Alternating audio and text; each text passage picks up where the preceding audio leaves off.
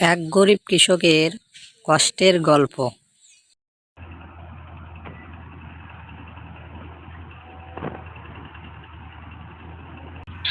ধুর ছাই, চলতে চলতে অনেকটা পথ চলে এলাম, কোনো কাজে খোঁজ পেলাম না। বউকে এত করে বলে আসলাম যে কোনো না কোনো কাজ খুঁজেই বিয়ে করবো। ধুর, কোনো কাজই তো খুঁজে পাচ্ছি না। সামনে একটু এগিয়ে যাই, ওই তো দেখা যাচ্ছে একটা বাড়ি। সামনে এগিয়ে যেয়ে দেখি একটু কাজ পাইলে কিন। কিন্তু সে হঠাৎ করে ওখানে অজ্ঞান হয়ে পড়ে যায়। কে ওখানে এইভাবে পড়ে আছে? যাই তো তার কাছে একটু দেখি কে সে। ও, এ তো একটা কাঠুরিয়া, এখানে এভাবে পড়ে আছে কেন? দেখি তাকে তুলতে।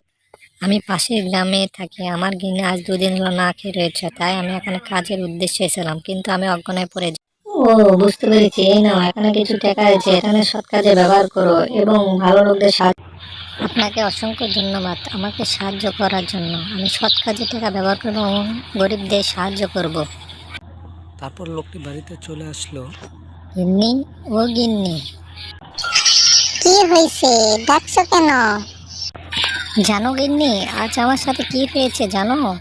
একটা লোকের সাথে দেখা হয়ে আমাকে অনেকগুলো টাকা দিয়েছে। আমি জ্ঞান হয়ে পড়েছিলাম, লোকটি আমাকে বাঁচিয়ে। ওমা, সে কি কথা! এটা তো খুবই ভালো কথা।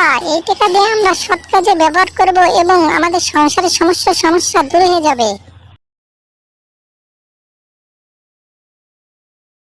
দ্বিতীয় পার্ট দেখতে চ্যানেলটিকে সাবস্ক্রাইব করুন এবং ফলো বাটনে